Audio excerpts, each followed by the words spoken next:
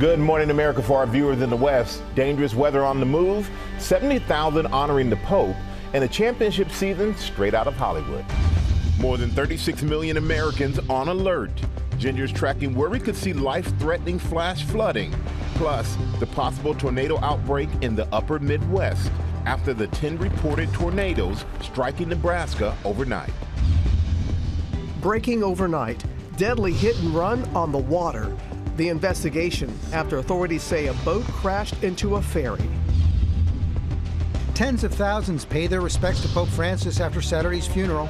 James Longman is live at Santa Maria Maggiore this morning with what we know about the diverse group of cardinals before they enter the conclave's code of silence.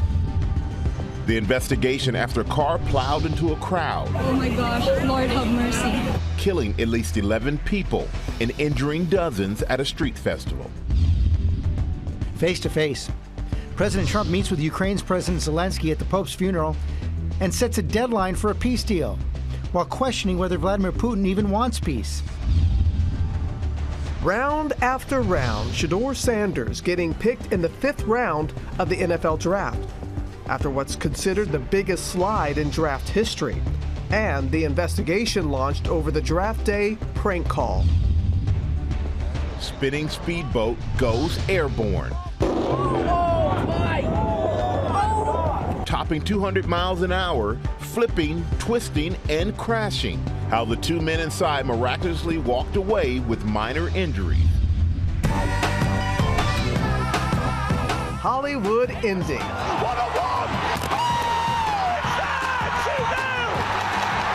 The back-to-back-to-back mind-blowing seasons for Wrexham. Ryan and Rob say they're not done yet. Plus, the Knicks survived the Pistons. Hardaway, 2 seconds left, puts up the shot, no, and the game is over. And Ant-Man going off for the T-Wolves. Edwards puts up a 3, and Pushing LeBron, Luka, and the Lakers to the limit as we say hey-ya to Monday. Live from Times Square, it's Monday. Good morning, America. It is Monday. Good morning, America. A lot to get to, including big news for Outkast. That song you're hearing right now, and the rest of the 2025 class of Rock and Roll Hall of Fame inductees that have just been revealed. We'll have the list coming up. Also, we have a new poll on President Trump's job approval over the first 100 days. Shows a pretty dramatic drop on his overall approval and his handling of the economy. But we're going to begin with millions of Americans bracing for severe weather right now. Tornadoes, large hail, and thunderstorms are possible for parts of the Midwest down to Texas. Ginger's here where the danger is right now. Good morning, Ginger. Well, I'm flying to Minnesota, so you know that Minnesota, Wisconsin, and Iowa are the targets later this afternoon and evening. But we already saw this storm is capable of twirling. Hyannis, Nebraska, one of 10 reported tornadoes. One of the tornadoes took out part of this train. So thankfully, nobody was injured here, but still the train cars were toppled, and so you know it has the power and potential. This morning we will see some morning rain, which that always stabilizes the atmosphere for a time. The longer that happens, the better. But as it destabilizes later this afternoon, I think southeastern Minnesota, like Rochester, Albert Lee, over into Wisconsin, along that Wisconsin state line, that's where the strong, long-track tornadoes are possible. But don't forget, it's Kansas City all the way to Green Bay that still has a damaging wind and the big hail potential. It doesn't stop there. Cold front's going to push it right into Pittsburgh, Cleveland, a lot of other folks here, George, as we get into tomorrow. Okay, Ginger, safe travels. We're going to turn now to breaking news overnight. A deadly hit and run on the water. Authorities say a boat crashed into a ferry carrying dozens of people. Victor Kendo joins us from Florida with the latest on that. Good morning, Victor. Good morning, George. The investigation is now underway. There were more than 40 people on board the Clearwater ferry at the time of the crash. It's a water taxi that typically shuttles people back and forth from Clearwater to Clearwater Beach. And this morning, at least one person is dead, 12 others injured. This is going to be a boat versus a ferry. Overnight, a deadly crash in Clearwater, Florida. Passengers rattled. We were just enjoying the ride, and all of a sudden we hear the first mate yelling, hey, hey, hey, and then we look back behind us, and this big yacht just came through the boat. Authorities saying at least one person on the Clearwater ferry was killed after a collision with a privately owned boat, police calling it a hit and run. The ferry, carrying 45 people, including 2 crew members, came to a stop on a sandbar following the crash. Multiple trauma alerts called in. The other boat involved reportedly fled the scene before being identified by law enforcement. You can't understand how fast they were going, like how that is even logically possible, that they hit and were able to like just get off like that. We have a 3-year-old and a 1-year-old with us. The Coast Guard saying they believe everyone from both vessels has been accounted for. The cause of the crash still under investigation. The way all those agencies responded very quickly definitely saved lives tonight and definitely moves this investigation along faster in making sure that anyone who did anything wrong is held accountable. And officials have not shared any information on the other boat believed to be involved or the driver. Multiple law enforcement agencies now working to determine how this could have happened. Robin? Sure want to get to the bottom of that, Victor. Thank you. Now, the investigation after a car plowed into a crowd at a Filipino heritage festival in Vancouver, killing at least 11 people, injuring dozens more. Chief National Correspondent Matt Gutman is there in Vancouver for us with the latest. Good morning, Matt. Robin, good morning. Overnight, the mayor of Vancouver saying that this was the darkest day in the city's history, and eyewitnesses recounting to me the chaos and the carnage as that suspect drove through that crowd here at that Filipino street fair. And overnight, authorities charging the suspect with 8 counts of second-degree murder. This morning, investigators are hunting for a motive after that car plowed through a Filipino street festival this weekend, killing nearly a dozen people in what police are calling a senseless act of violence. Oh my gosh, Lord have mercy. Eyewitnesses telling us they heard what sounded like explosions just after 8 p.m. Saturday. I was cleaning up. 2 minutes after that, I heard a big loud noise, bang. A black Audi SUV plowing through a crowd that had gathered in Vancouver to mark Lapu-Lapu Day, celebrating Filipino heritage. Thousands in attendance. Apple to App, a founding member of the Black Eyed Peas, had just performed. Saida and Muhammad were inside their food truck. When I see it through the window, I saw the body. Oh my God, I told them, I said, don't see this, guys, it's so bad. Everybody So you were holding the people back in the food truck so they wouldn't see? No. Yes, yeah. See, we saw the body all over the place. Yeah. Bjorn Villaruel, sitting there on the curb, can't shake what he saw. I was just a few feet away. How many times do you think he stopped? 3. In the aftermath, in the video he shared with us, you can see Good Samaritans and first responders working to save the wounded. They were scattered all over the street. The screams of the children and family members everywhere. 11 people between the ages of 5 and 65 were killed and dozens more injured. Overnight, authorities identifying the suspect as 30-year-old Kaiji Adam Lowe. Authorities are not discussing a motive, but police say they've had several previous interactions with the suspect because of his mental health struggles. The evidence in this case does not lead us to believe this was an act of terrorism. Authorities charging the suspect with 8 counts of second-degree murder. The actions of a single person shattered our collective sense of safety. Polls have opened across Canada in what could be the most consequential elections here in generations. It's unclear if that ramming and the elections are linked. At this point, police say they are still identifying bodies. They expect the death toll to rise, and they also anticipate additional charges. George. Okay, Matt, thanks very much. Now to the results of our new poll on President Trump. As we approach the 100-day mark, he has the lowest approval rating of any president in the past 80 years. Chief White House correspondent Mary Bruce has the story. Good morning, Mary. Good morning, George. Well, our new polling shows that the president is facing real challenges as he hits the 100-day mark with historically low standing for a president at this early point, even on the issues that helped propel him back here to the White House. This morning, as President Trump approaches his 100th day back in office, new warning signs about how Americans are viewing his work so far. Just 39% approving of how he's handling the job, according to our new ABC News Washington Post Ipsos poll. That's the lowest 100-day approval rating of any president in the past 80 years. On the economy, Trump promised to lower costs and boost growth, a message that was key to his victory. I will instruct my cabinet that I expect results within the first 100 days or much sooner than that. Now, 53% say the economy has gotten worse since Trump took office, with 72% saying it's very or somewhat likely his economic policies will cause a recession. Fears fueled by the president's trade war. The backlash now felt across the country at explosive town halls. Overnight in West Nyack, New York, Republican Congressman Mike Lawler getting an earful. And when you look at, for instance, Europe has price controls on U.S. prescription drugs. The president is eager to prove his trade policies are paying off, telling Time magazine he's already made 200 deals, despite there only being 195 countries in the world, though he wouldn't say what they were or which countries are involved. Our Martha Raddatz pressing the Treasury Secretary. Is there actually any deal at this point? I believe that he is referring to sub-deals within the negotiations we're doing. And, Martha, if there are 180... But those aren't actual deals. Martha, if there are 180 countries, there are 18 important trading partners. Let's put China to the side because that's a special negotiation.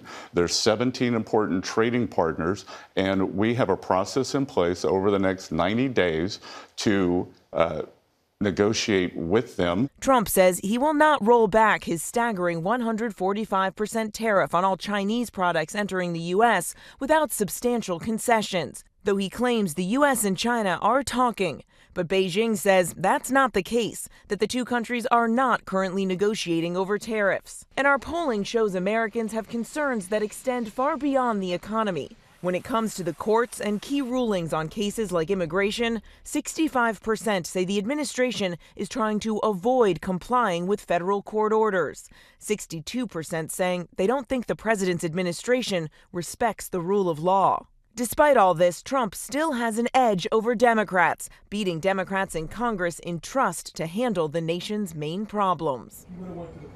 And this morning, the president is reflecting on the difference between his first and second term, telling The Atlantic, quote, "The first time I had two things to do, run the country and survive. Now," he says, quote, "the second time I run the country and the world." George. Okay, Mary, thanks. And the president will be sitting down with our Terry Moran for an exclusive interview as he marks his first 100 days in office. You can see it tomorrow night, 8, 7 Central, right here on ABC. Robin? All right, George. Now, the president met with Ukraine's President Zelensky at the Pope's funeral, and he's now striking a different tone about Vladimir Putin. Our senior political correspondent, Rachel Scott, is at the White House with those details for us. Good morning, Rachel. Robin, good morning to you. And you're right, this is a change in tone from President Trump. Just months ago, he was criticizing Ukrainian President Zelensky after that blow up in the Oval Office. Now those two leaders meeting on one-on-one as the president calls out Russia. Overnight, President Trump arriving in Washington after that one-on-one meeting with President Zelensky in Rome, now setting a deadline for Russia and Ukraine to negotiate a peace deal.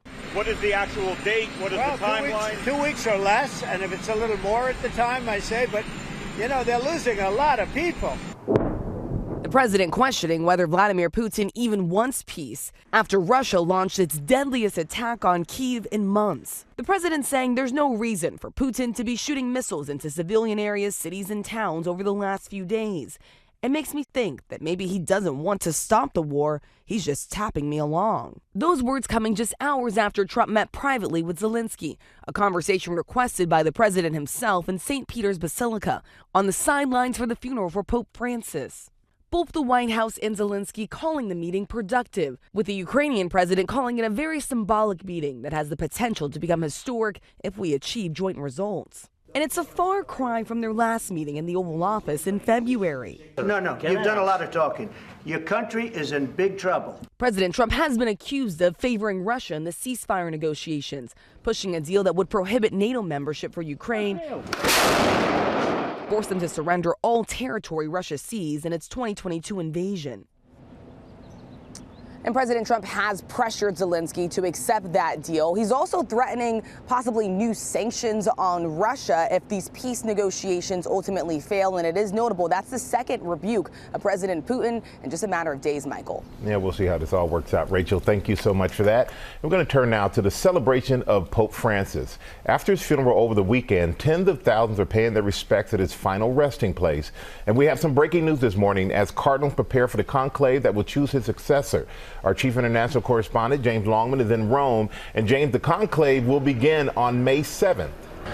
Yeah, that's right, Michael. We've heard just in the last few minutes, next Wednesday, May 7th, that is when the conclave will begin. We have no idea, of course, how long it will take, but that is the date that the world has been waiting for. This, of course, follows the death of Pope Francis, and this is at Santa Maria Maggiore, his final resting place, and thousands have been lining up to pay their respects. The line here actually goes all the way around the building. Some 70,000 people have been to see his very simple tomb. It just has his name in Latin, Franciscus, written on it. This follows the extraordinary funeral we saw at the weekend. Some 200,000 people packing in to the Vatican, 130 plus foreign delegations, world leaders, the Trumps, the Bidens, President Zelensky was there, Prince William too, and of course the cardinals, and they have this very important decision in front of them. 135 of them are under the age of 80, which makes them eligible to vote. They've actually been here to Santa Maria Maggiore for a period of reflection. I think being close to Francis and his spirit helps them in this decision.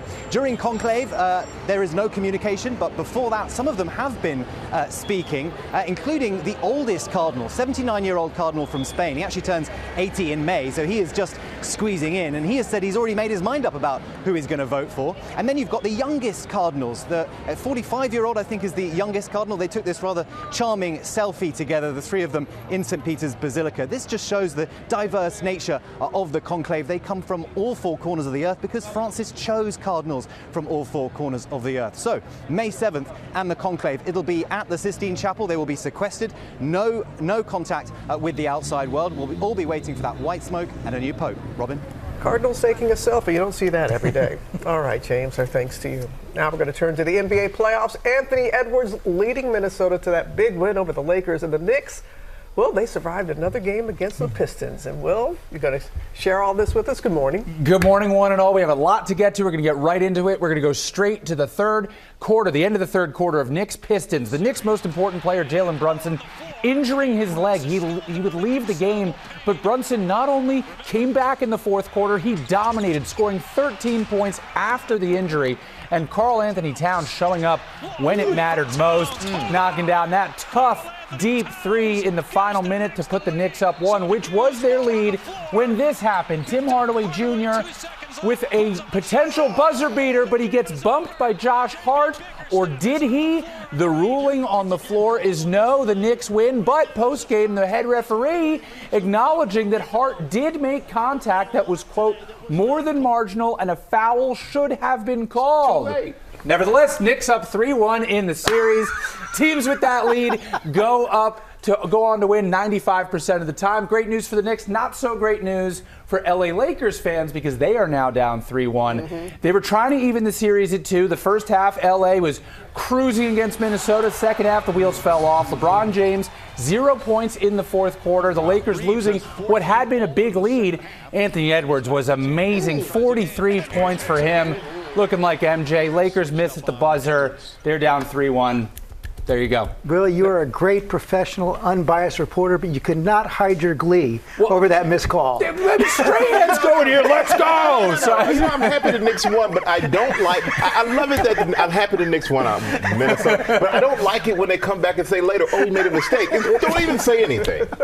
He was egging me on. Coming up, Lara's here. Surprising story from the NFL draft. Lara? Yeah, Robin, everybody is talking about this. Deion Sanders' son, Shador, expected to be picked very high in the draft. It took 3 days, though, for him to get chosen at number 144. So what happened? We'll tell you what insiders are saying and what we've learned about that prank played on Shador before his name was called. All right, take a look at this. We're going to tell you how the crew made it out alive when we come back. So you stay right there.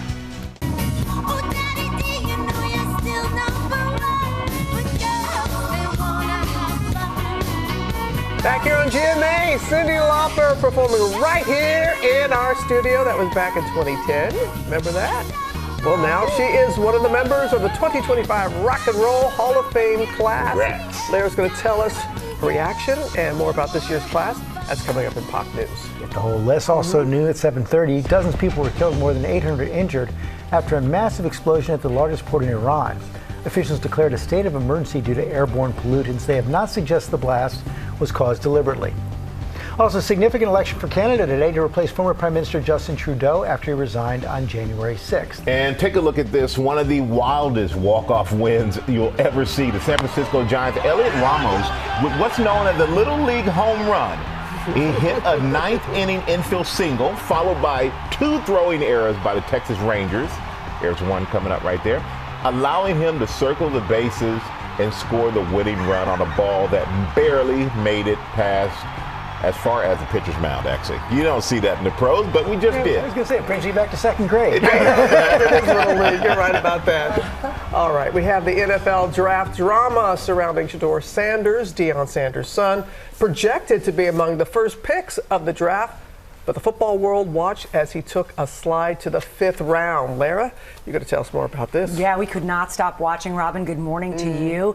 It was a tough and very surprising weekend for Shedeur Sanders, who probably thought he would hear his name in the 1st round, and that's fair. Going in, he was regarded as one of the top quarterbacks in his class, and his pick at number 144 in the 5th round is being described as one of the most shocking slides in NFL draft history. Shedeur had to deal with another shocking moment as well, the prank phone call he received from someone during the draft pretending to be a coach. This morning, the NFL investigating this prank call to draft hopeful Shedeur Sanders, son of NFL legend Deion Sanders, picking up the phone Friday, thinking it was a coach, inviting him to join the team. This is Mickey Loomis here, GM of the Saints. How you doing? Good, how are you, man? Good, been waiting on you. Go!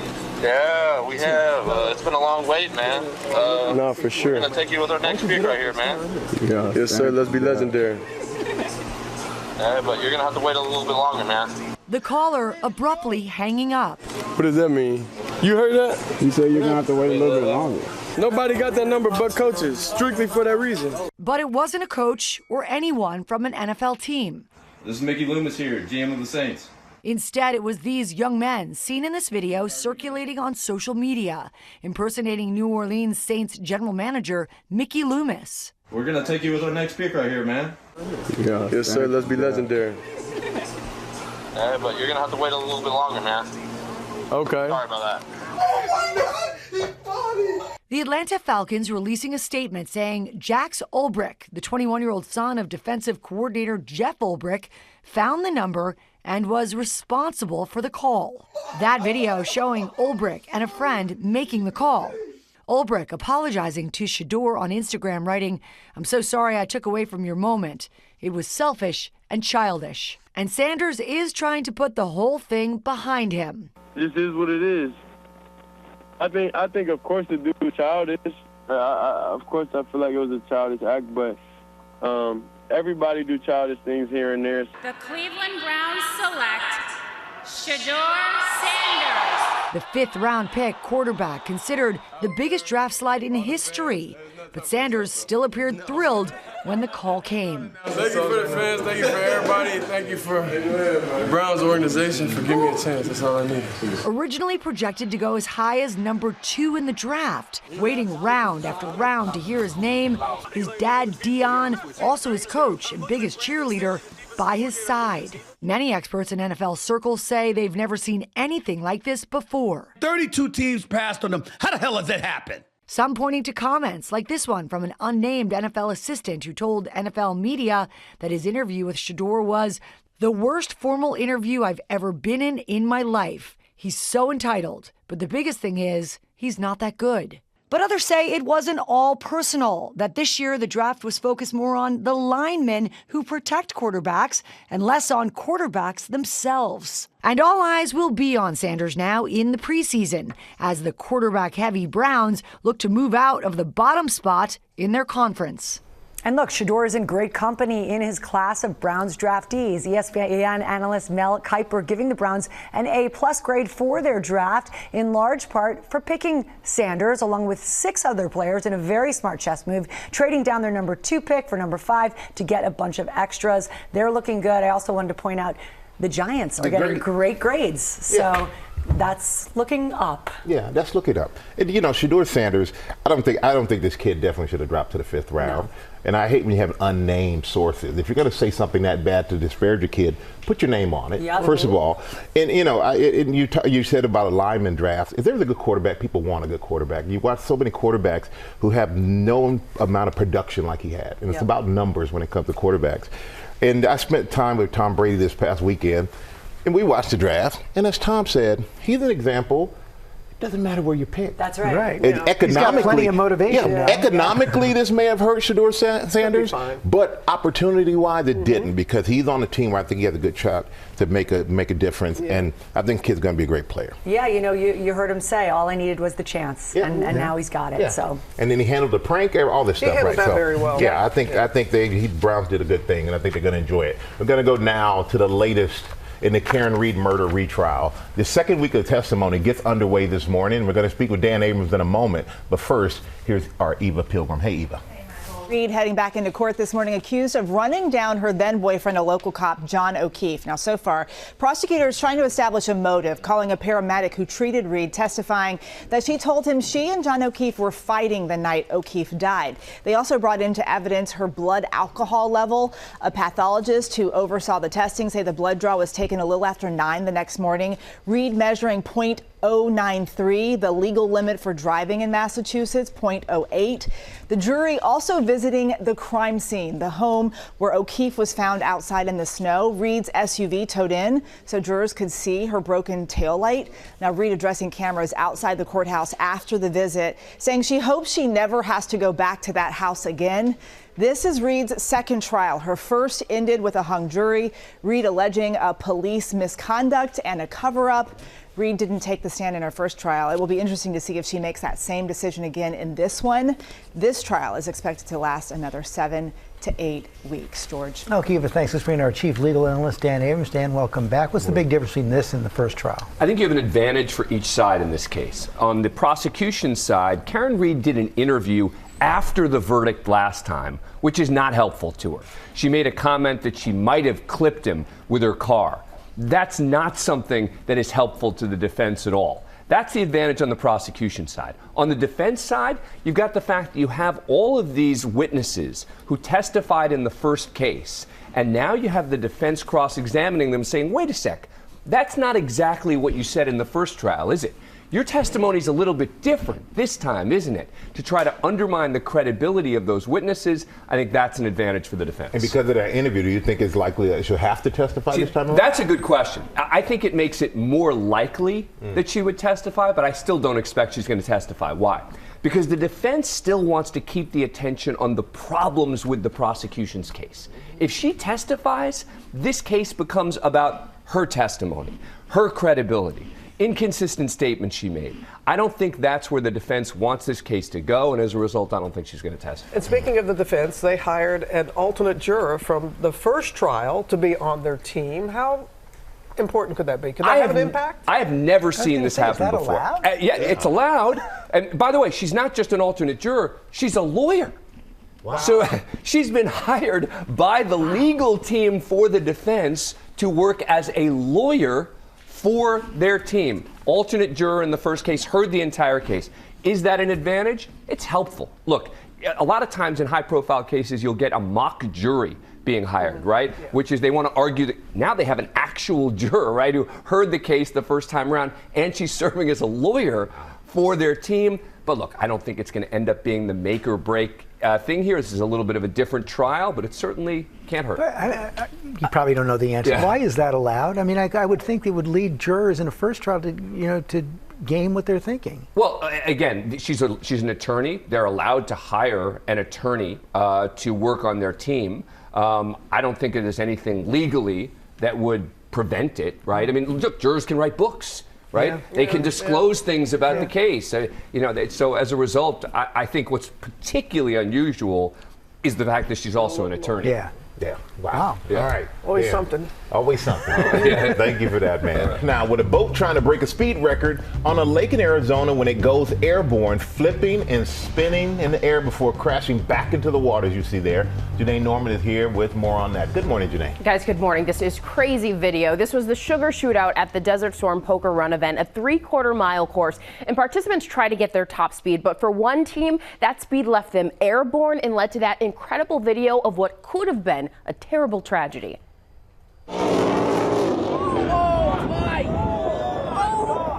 This morning, a heart-pounding scene on this Arizona lake. Oh my God! Course is closed. The two men inside this speedboat miraculously walking away with just minor injuries after they went airborne during a race on Lake Havasu Saturday, flipping and twisting multiple times in the sky before crashing down into the water. The 10,000 horsepower speedboat, known as America One, attempting to break a speed record while raising money for charity, topping 200 miles per hour before taking to the sky. There was just gasps and screams. And everybody held their breath. Their team sharing this dramatic video from inside the cockpit. The racers accelerating quickly, then bracing for impact as they fly through the air. Ray Lee, the publisher of Speedboat magazine, watching it all unfold live. It seemed like the boat was over-trimmed, meaning the propellers were a little bit further out of the water than the boat likes to be.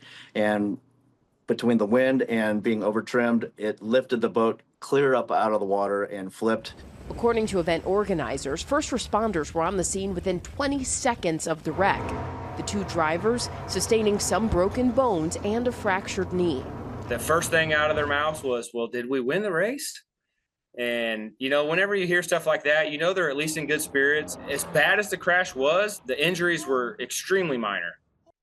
At least they were in good spirits. As you heard there, they told us everyone's jaw dropped watching that, and they were just holding their breath, waiting for the drivers to emerge from the cockpit. Luckily, they did, and in good spirits. And luckily they had a cockpit. Absolutely. Protecting them. Crazy video. All right, Janae. Thank you as always. Now with the play of the day, Lara has a championship run that is straight out of Hollywood. It really is indeed. Good morning, Robin. Yeah, Hollywood stars Ryan Reynolds and Rob McElhenney bought the Welsh soccer team Wrexham in 2021, and getting into the Premier League was a dream for the low-ranked team, but this morning it might just be within reach thanks to this incredible goal in their final game of the season. Sam Smith, there it is, scoring a scissor kick against Charlton. Ryan and his wife Blake and Rob celebrating in the stand. There they are. Wrexham scored 2 more goals before fans stormed the field. No club in English football has ever been promoted in 3 consecutive seasons until now. Wrexham lifting the trophy as champions of the 3rd division. Ryan and Rob getting in on the action too with a little Gatorade bath. Hey guys, after the game, Rob told the press, "We're not done." And now they are just 1 step away from the Premier League. Congrats. That's awesome. Guys. Good for them. Yep. They're fans. All right, Lara, thank you. We'll be right back. Good morning, America. It's 8 a.m. Dangerous weather on the move. More than 36 million Americans on alert. Ginger is tracking where we could see flash floods, plus the possible tornado outbreak in the upper Midwest after 10 tornadoes reported in Nebraska. What's all the buzz about? These are favorite. THC seltzers projected to become a multi-billion-dollar business. Are they becoming a popular alternative to alcohol? And the concerns from potency to placement in stores. And Anna Kendrick is here live in Times Square. Why am I here? Back with Blake Lively and another simple favor. Old friends, new beginnings. As we say, good morning, America. Live from Times Square, it's Monday. Good morning, America. And we are looking forward to talking with Anna Kendrick. Also, Lori B. Lori Bergamato is here with the viral fashion trends that is on our radar. It's cinch jeans, modeled by our great GMA intern there, Braden. A fitted take on baggy pants. That also coming up. That's an oxymoron. Fitted, baggy. I know, exactly. Okay, we'll find out what that is. Lori B's got it covered. And just ahead, Dr. Sutton is here to break down a new alert about ultra-processed foods. First, look at the top stories breaking today. We start with millions of Americans bracing for severe weather right now. Ginger's tracking it. Good morning, Ginger. Hey there. It was western Nebraska, George, where there were at least 10 reported tornadoes. So we know this system has the potential to do that, to drop large hail, as they saw in Lawton, Oklahoma. But now it's Minnesota, Wisconsin, and Iowa's turn. So by this afternoon, we look for the morning precipitation, because you will be seeing some thunderstorms roll through. That to kind of end, and then it will destabilize again. And so the area you see highlighted in northern Iowa, western Wisconsin, Rochester, Minnesota, Twin Cities, Albert Lee, all included. Jackson, Minnesota, too. All in that red area, which is a level 4 out of 5, but the level 3 out of 5 goes all the way to Kansas City and Green Bay. So don't sleep on that, because damaging wind could be part of it too, as we see these storms in the afternoon and evening. Tomorrow, it's a long line across that cold front with an elevated risk here from Columbus, Ohio, Cleveland's included, Pittsburgh up to Syracuse. So that's tomorrow. But also tomorrow, the flash flood threat. We had 3 to 7 inches of rain over the weekend, flash flooding already in Oklahoma and Texas. But look what happens. That's significant flood threat for Oklahoma City, Tulsa, all the way up to Joplin, Missouri. Robin. And we know you're going to be heading out to the storm zone right after the show today, Yep. Ginger. Okay, thank you. But now we have the trial that begins today in Paris for a group of armed robbers that are accused of tying up Kim Kardashian and stealing millions of dollars in jewelry from her during Fashion Week back in 2016. Chief Investigative Correspondent Aaron Katersky has more for us. Good morning, Aaron. Good morning, Robin. This was terrifying. Kim Kardashian said she was held at gunpoint, tied with plastic cables, locked in a bathroom by robbers who stole millions of dollars worth of jewelry from the suite where she was staying for Fashion Week in 2016. And now, nearly a decade later, 10 suspects are on trial. One of them, Yunus Abbas, said he would apologize to Kardashian, telling the Associated Press he didn't know who she was until the morning after the robbery. Another suspect died, and the alleged mastermind wrote Kardashian an apology note from prison.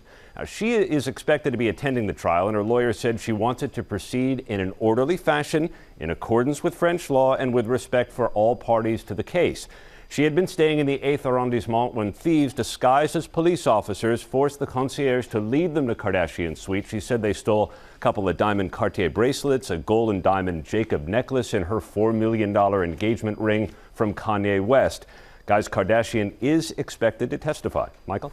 All right, thank you so much for that, Aaron. We're going to turn now to a GMA health alert on ultra-processed foods. The new study indicating they may be responsible for more than 1 in 10 controllable deaths.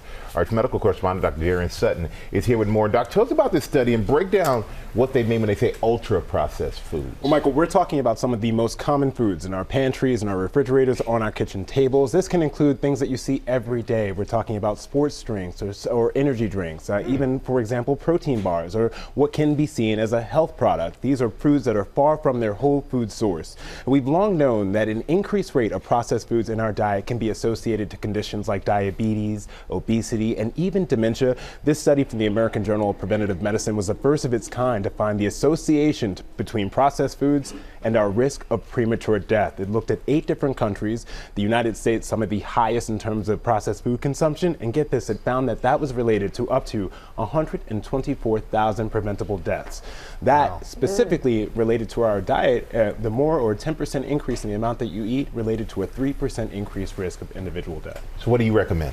Well, this is just an association. It's not a cause and effect. Not all processed foods are made equal, so you really have to pay attention to the label. When you're looking at ingredient lists, if it's far from its a whole food source, for example, if you just simply cannot figure out what the original food source was, that likely is a processed foods, and if it is far from it, it's likely an ultra-processed food. So you want to pay attention to the ingredient list, and the 3 key ingredients that you want to pay attention to overall in your diet include fat, salt, and sugar. These are the components to high cholesterol, high blood pressure, and diabetes. The highest risk of heart disease, our increased risk of #1 cause of death. So paying attention to those ingredients, paying attention to the ingredient list, shopping the perimeter of the grocery store, and making sure you're teaching children especially how to read those ingredient lists as well. I mean, we knew these foods were not the best, but to this degree, yeah, that really says something. All right. It's really important to pay attention. Thank you. Thank you. Of course.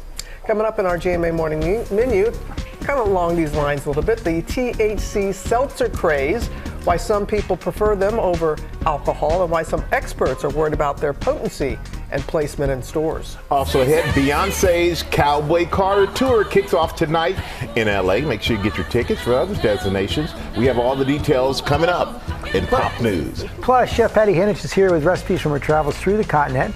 Larry, you're upstairs with a special guest. Anna Kendrick is with us, guys, doing another simple favor, telling us all about her new movie and so much more. Very excited to have you. So excited to be here. Coming up on GMA, everyone. Dr. Fraser Crane, and before that, Cheers. Kelsey Grammer, the man we thought we knew, adored by millions, but beneath his soaring success, battling alcohol and cocaine while drowning in the sorrow of unbearable family memories. It's remarkable I survived some of that. As we go back through this odyssey, you tell me if it's something you want to tell or if it's too hard. Now, sharing the story of his younger sister he so deeply loved, who was brutally murdered so young. For the first time in a new book, he reveals details of that horrifying night. I had horrors in my mind that were craving the truth and to feel her steps, her final steps. The all-new, powerful, emotional Diane Sawyer interview. The life force she had all the way to the end. The fight that she had. She had some real stuff.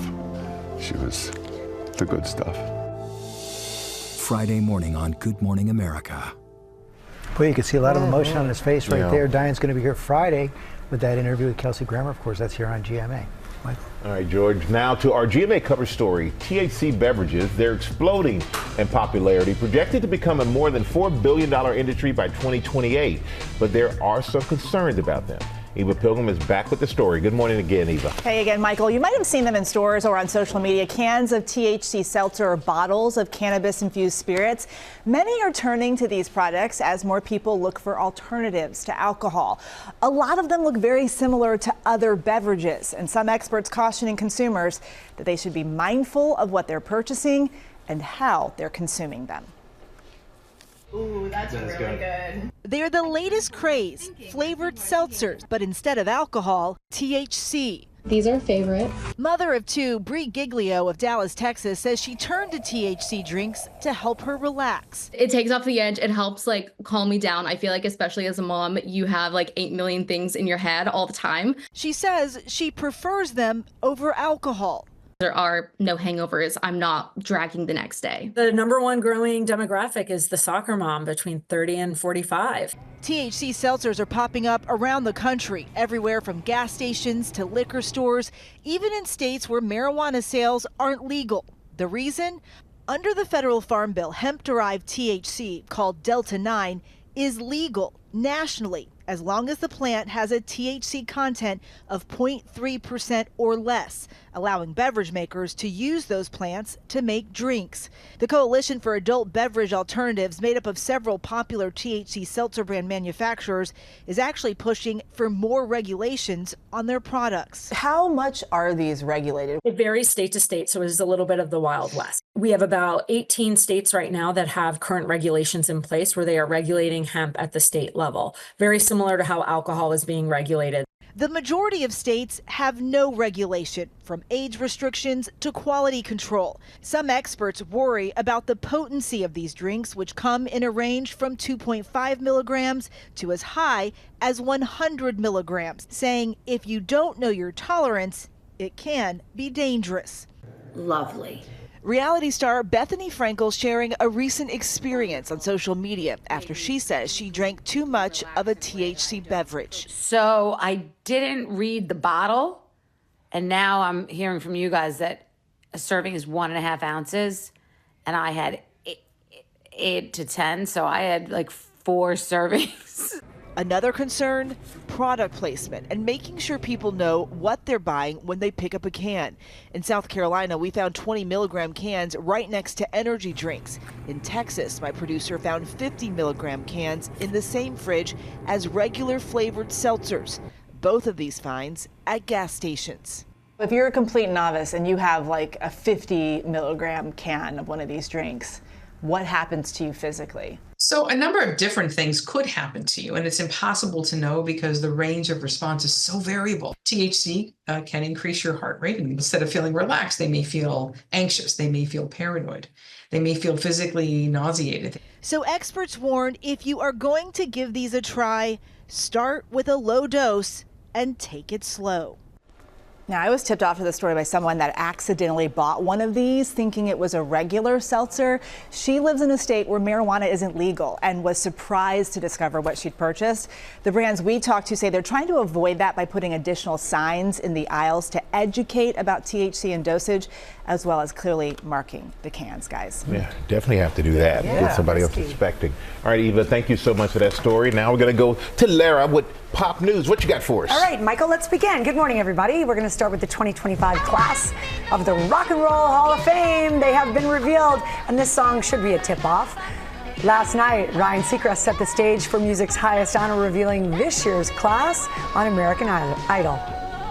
The Rock and Roll Hall of Fame class of 2025 is Bad Company, Chubby Checker, Joe Cocker, Cyndi Lauper, Outkast, Soundgarden, and the White Stripes.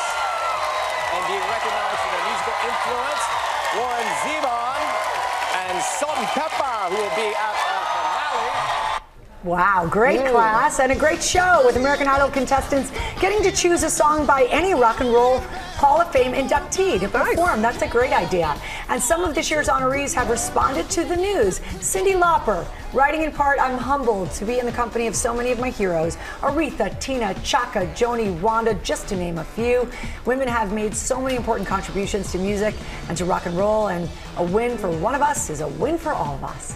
And Bad Company also taking to social media, writing congrats to all of our fellow inductees. The 2025 induction ceremony set to take place on Saturday, November 8th in LA. It will air live on Disney Plus. Okay. Congratulations to all of the class. And get ready to giddy up. Beyonce kicking off her highly anticipated Cowboy Carter tour.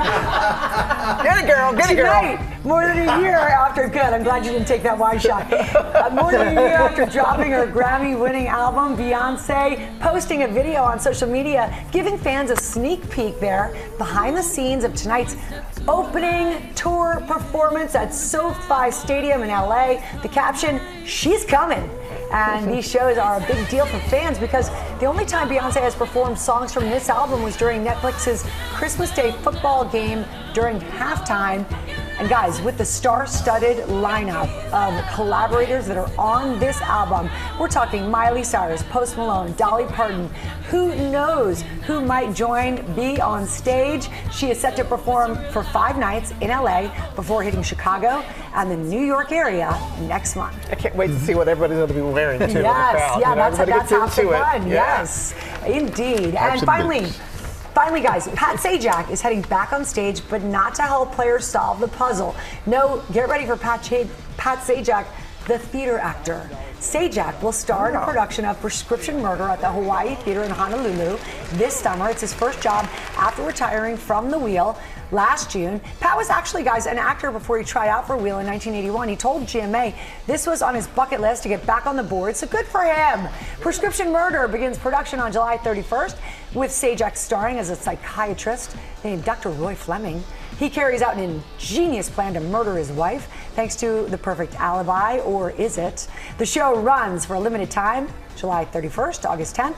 Tickets are on sale now. And you guys, you can see Pat back at the wheel as the host of Celebrity Wheel of Fortune, featuring celebs like Tiffany Haddish, Regina Hall, Joe Manganiello. Celebrity Wheel of Fortune Season 5 kicks off Wednesday, 8 p.m. Eastern on ABC, and the next day on Hulu. Right.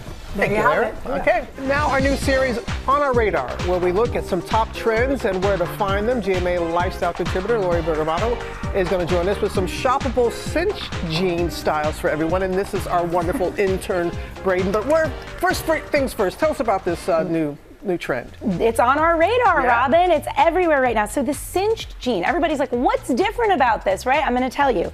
So the cinch jean refers to a waist cinching design so that you can achieve that with side snaps, a buckle, a drawstring, a tie belt. So think about like when you buy a pair of jeans and you're like, oh, I got to add a belt to these. And then you're searching, do I wear black? Do I wear brown? What do I do?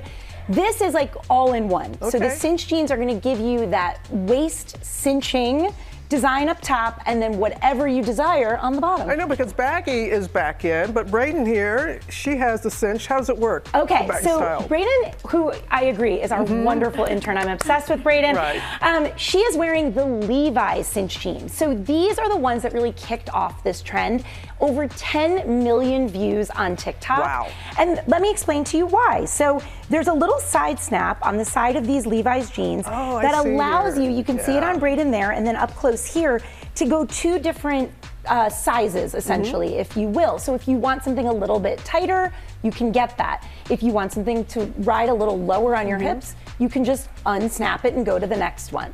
So people are loving it because they're saying it's like having a tailor on demand. You know, like why don't you? And so many of us, you know, you have that problem where you get that gap on your waist, right? And it fits everywhere else, but you're like, oh, now I've got this waist gap. And they're saying that this has really eliminated that problem. So people are obsessed with these Levi's. Are they comfortable? Yes, very comfortable. Okay. Can you keep them? Of course. Okay, you can keep them. All right.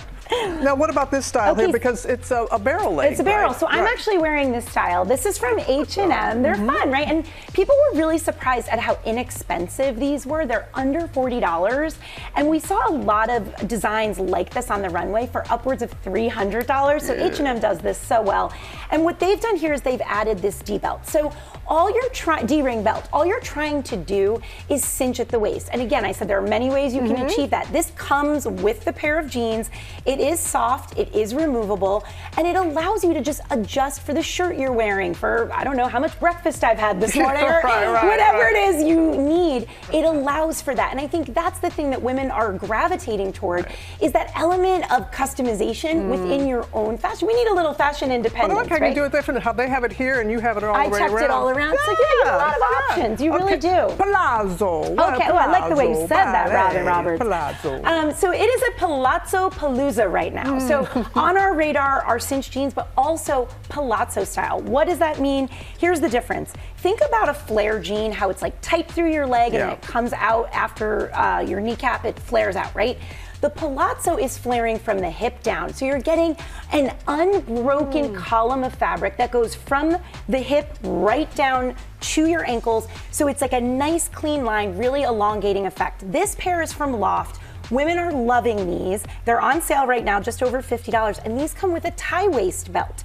So that gives you that element of femininity. It looks really polished, and it's super on trend. I love how you do the different way. When you say cinch, you think one thing, but it's there so are many many different ways to get that cinch ways. jean. And finally, from Old Navy, we've got the drawstring. So what we loved about this is each one of these looks, even though they're cinched at the waist, they're different vibes, right? And this one is so casual and so fun. Even feel those, Robin. They're so comfy. They really are. It's like, you know, they feel almost like your sweatpants style, but you can wear them anywhere. These are under $25. So an incredible deal. And they have that soft drape.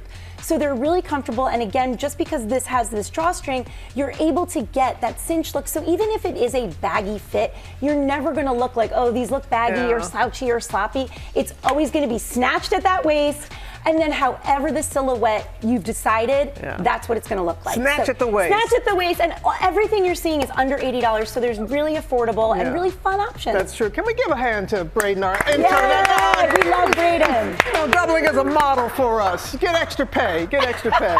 All of these jeans are shoppable on our website, goodmorningamerica.com. Lori B, thank you so much. Or you can, you know, scan the QR code on the screen right now. Ooh, Anna Kendrick is here live and going to join us in the studio. She's always a wonderful guest. Come on back. Welcome back to GMA, live from Times Square. And we are back with Disney's Week of Wishes to mark the 45th anniversary of Make-A-Wish. Disney is the world's largest wish granter, making more than 165,000 wishes come true. That's since 1980. Will Reeve has the story. Hey, Will. Hey, George. That very first wish granted in 1980 was granted at Disneyland. And this year, Disney is kicking off its first Week of Wishes at where else but Disneyland, working with Make-A-Wish to make as many dreams as possible come true for kids like Justice Brown. Take a look. This is my own castle. This is your own castle. Yeah, I'm the wish queen. You're the wish queen. Yeah. Justice Brown's wish is coming true. The ebullient 6-year-old recovering from a removed brain tumor, receiving the royal treatment with her family. We have a couple dresses to choose from, okay? In partnership with the Make-A-Wish Foundation, the cast members at Disneyland in Anaheim, California are making Justice's wish come true. To become a Disney princess here at the Bibbidi Bobbidi Boutique. And then I'm gonna put this princess cape on you as well, okay? To protect that pretty dress of yours from any of the potions I'm gonna use today. Mom, I smell good. You smell good? Perfect. Next up, a photo shoot with her 3-year-old sister, Maria. Later, the pair meeting up with Tangled's Rapunzel and Flynn Rider. Oh, hello. What are your names? My name is Justin. The day culminating with a play for all of Disney's royalty to enjoy.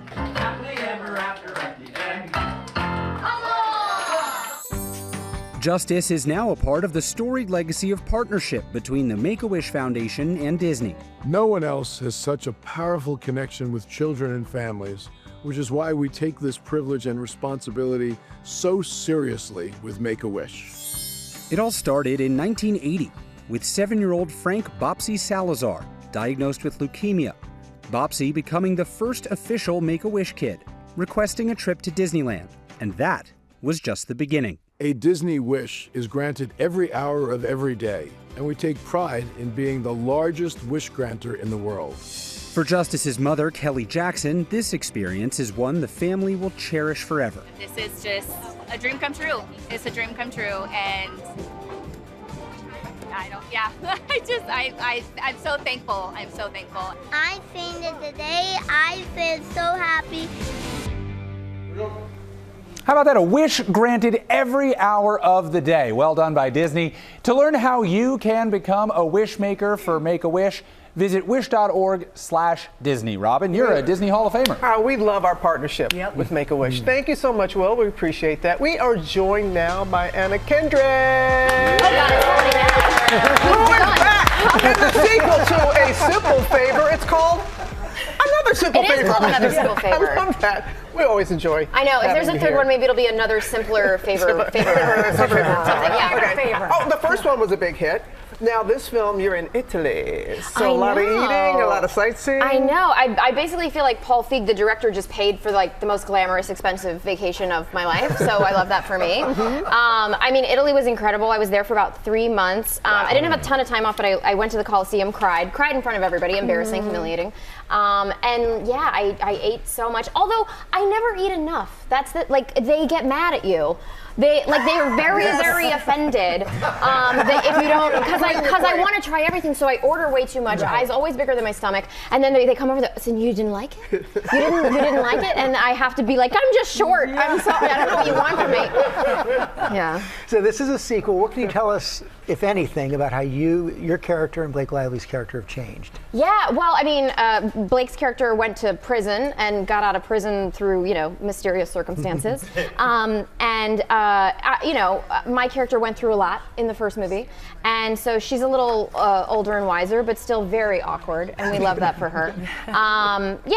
So it's sort of like, I get, invited, blackmailed into being like the maid of honor at this very glamorous Italian wedding for Blake's character. So, I know something suspicious is going on, but then, they start dropping like flies, and I have to really figure out the situation. Oh, you know what? We have a clip. Let's check it out. Yeah. I'm sorry, the reading started. I think about her husband, Sean, broken. You can't go in there. And her son, Nicky, growing up without a mother. Hey! I think about the small role that I played in that sad destiny.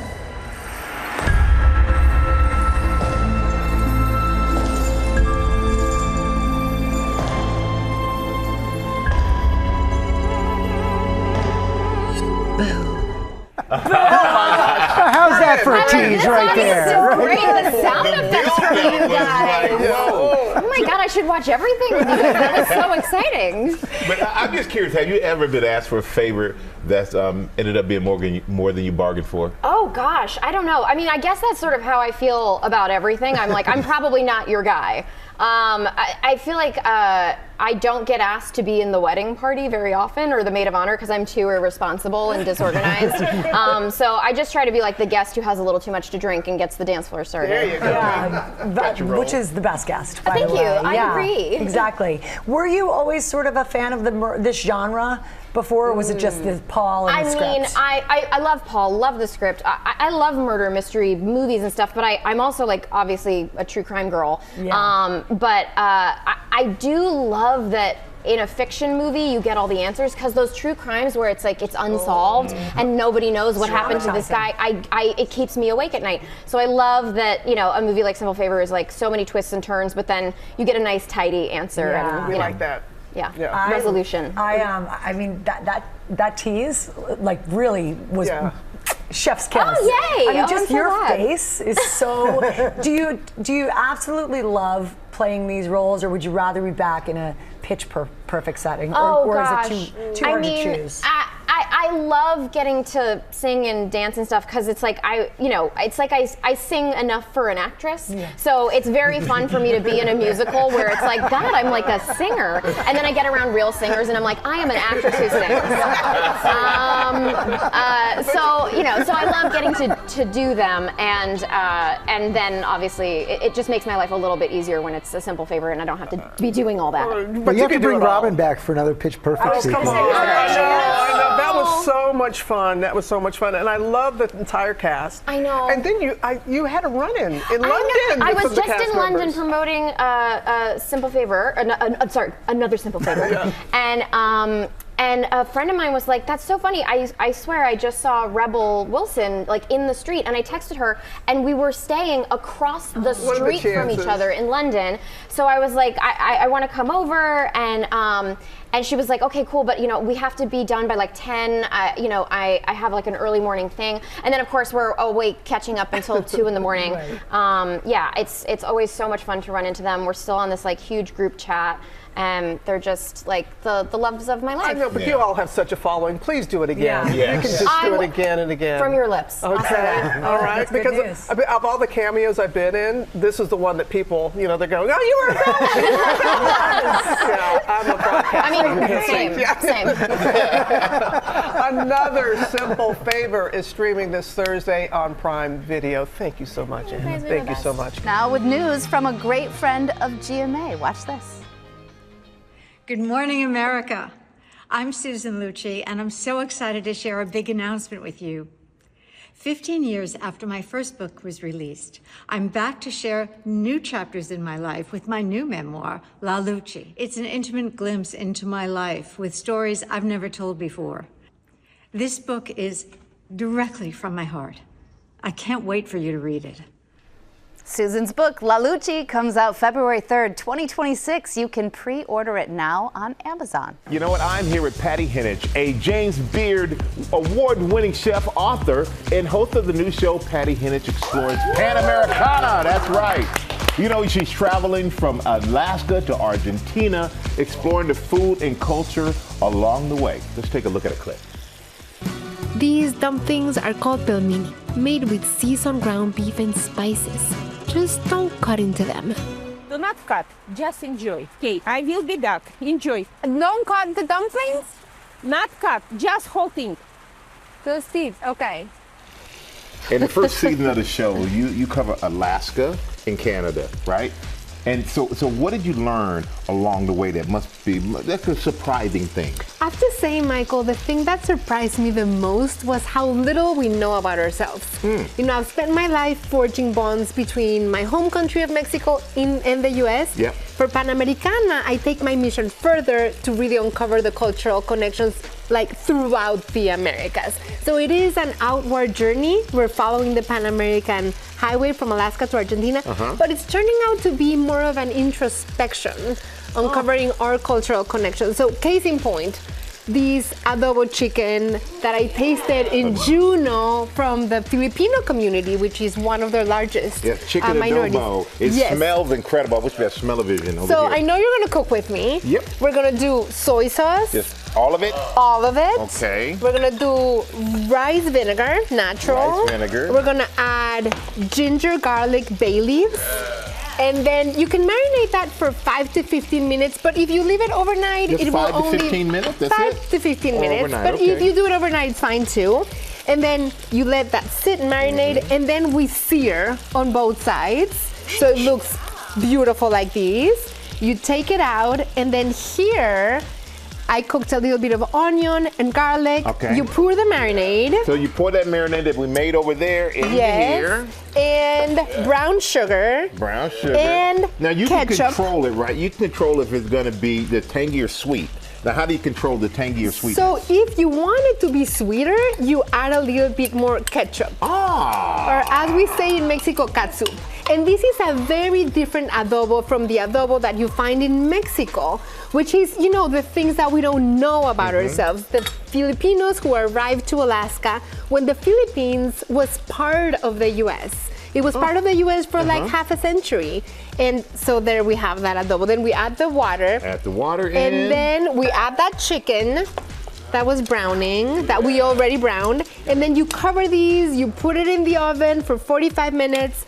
You close it so it will really Well, I know we don't get a soft chance and cooked. to finish this on TV. No. But I'm gonna do this anyway because our crew, this is their lunch. Yes. Prepared by you and I. Yes. Yeah, And at least that's what I'm then gonna tell you them. get to these. And then we get to that, And which then is, you get to that. I think it's just smells so good. And then to add to it, what do you serve with? You have rice and fried plantains? Rice and fried plantains, which is again something that we share, Mexicans, Filipinos. It comes together in a plate, and it's so beautiful. And I have to tell you, Michael, one of the things that I found as I was exploring the entirety of the Americas was how much people love Mexican food.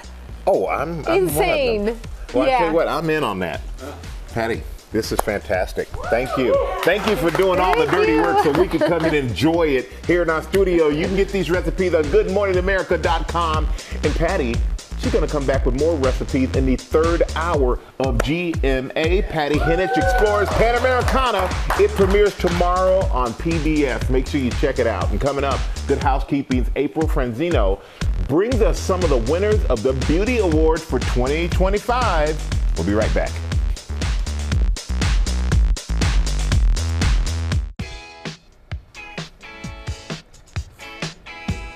We are back now with the Good Housekeeping Beauty Awards for 2025, chosen after testing nearly 600 products. April Franzino is with us. She's the Senior Beauty and Style Director to reveal some of the winners, just some of them, all of them shoppable on our website. And there were so many to talk about, but we really want to focus on some of the real winners. We're going to start with lip gloss. We all have one or two or five in our purse. Elena, who's Robin's makeup artist, tried this one, said it was great. I just snuck it. It looks so good. I love it. It's just light and easy, and it has a nice little pop of color without being heavy. Yes. Tell us a little bit about the brand. So this brand is Win Beauty. So Serena Williams, who Serena we all know and love, Williams. she I launched love her it. own makeup line, and our testers love this gloss more than any other one that they tried. What were they looking for? So they were looking for, they had a really easy, like slick application. Yeah. The color was even, so you can see there's shades from beige to more bold colors, depending on what you're going for. What you're feeling. It also was non-drying. It didn't irritate lips, and it didn't really like feather or smudge, so you don't have that like gooey, look all over your face. Things. So yeah, and it has a beautiful shiny look, as you can see. I It looks love amazing a on you. great variety of colors. And $20. And $20. Yeah. Congrats to Serena. Yeah. Mascara. Mascara. Critical. So many mascaras on the market. Can't leave home without it. No, and there's so many out there, it's hard to find which one to choose. So this one is from makeup artist Charlotte Tilbury, and our testers thought it gave the most volume and length of all the mascaras tested. And not only that, it lasted all day long. It didn't smudge. It doesn't irritate eyes, so you're not getting that flakiness. And people called it the most dramatic, impressive results they ever saw from a mascara. And Ginger gave it 2 thumbs up. Yeah. She loved it. She said it was really easy to get on. No clumps, and her eyes, it added a lot of length to her already long lashes. Yeah, it's super dramatic. So we love that from Charlotte Tilbury. A pop of color in the cheeks is critical. Yes. We've been fans of NARS around here forever, and you guys say you're smart. It's the real deal. Yeah, so blush is having a big moment right now, and NARS is one of the iconic formulas, and this is the next generation of it. So there's 20 shade options, so our testers love that they could find something that flattered their skin tone. It went on super easily. It also didn't fade throughout the day. So sometimes when you put on makeup, you look in the mirror and wonder where it went. Not with this product. Yeah. It gave great color payoff. You can see like there's beautiful shade options, and it wasn't drying either, even though it's a powder. So our testers love that. They do. A lot of the younger kids like the creams. Yes. These are just so easy to apply evenly. Totally. I'm a huge fan. Yes. All right, so now we move on to this. Yes, so this is another iconic product from Kerastase, and this is the next generation of this oil serum that's made with 5 different kinds of plant oils. We had a hairstylist panel test this, and they found that it went on super easily, so you can put it on your dry hair to touch up or on your damp hair. And 100% of them said it gave gorgeous shine. So that like glass hair, expensive looking hair is totally trending right now, and you can get that with just a couple of drops of this. And it's not the cheapest, but it doesn't take a lot, and you can see you get a lot in it. I tried this and absolutely loved it. It's good for little flyaways too. Yes. And it does give a nice little shine. Yeah, so. And it's refillable. So you can buy it and then refill the package for a little less money. So that's very great. good, very good. Yeah. And then last but not least, we're going to talk about skincare. Yes, so skincare is super important. This product from Mary Kay is a night treatment, and it's actually backed by the Good Housekeeping seal, which is a money-back guarantee from us that it works as it's claimed. So unlike a lot of night creams that can be heavy, this one's a gel, as you can see. So it's super lightweight, but it contains anti-aging ingredients like niacinamide and peptides, and it also has little beads in it that you might be able to see that contain antioxidants like vitamins A, C, and E, and those help brighten and smooth your skin over time. And there was actually a lab study on this product that found that it significantly reduced forehead wrinkles, which are really tough, over 4 weeks of use. So aware of that. So $34, I don't think that you could do much better for an anti-aging product. Absolutely not. These are all great products. Thanks for taking the time. Of Congratulations. Course. Thank you so much for having me. All right, the Good Housekeeping Beauty Awards issue is out now. Everything you see here is shoppable. Just scan the QR code or go to our website for more information on that. What a busy week we have in store. Hey, safe travels. Thank you so much. Yes. Yeah, thanks. Of course. Have a great day, everyone. Bye.